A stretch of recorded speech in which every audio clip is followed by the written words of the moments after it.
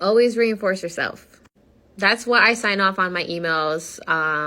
Always reinforce yourself, because I feel like people forget, like, hey, you deserve to be reinforced yourself too. Like, you need to acknowledge how far you've come, and, you deserve to have a break.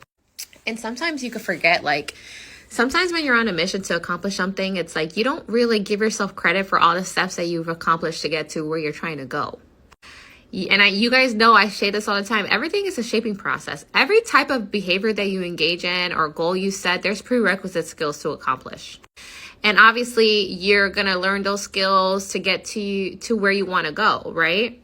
And if you reach a speed bump, that's okay. That's your opportunity to stop, gain knowledge, and learn what you need to do to be able to navigate the next step to that task list and to that terminal behavior where you're trying to go, which is basically your end goal, right? Where you're trying to be, whether you want to be a BCBA and you're an RBT, but you got to get your master's. So now it's like a 3-year process, and there's going to be steps in between.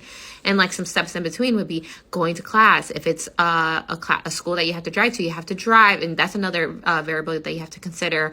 I live in Connecticut, so you have to consider the weather conditions during driving. You see what I mean?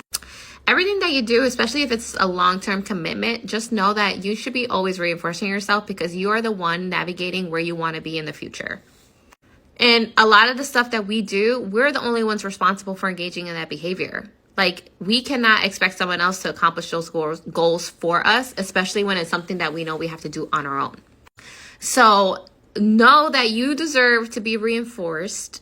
Like, take a little break, even if it's just 5 minutes to leave the computer and go make yourself a little cup of coffee. Like, you need to find ways to make your day motivating and reinforcing for yourself, to really just make the transition just that much more smoother.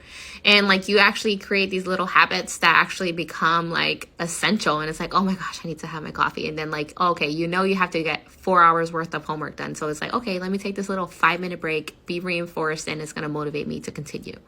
So always reinforce yourself.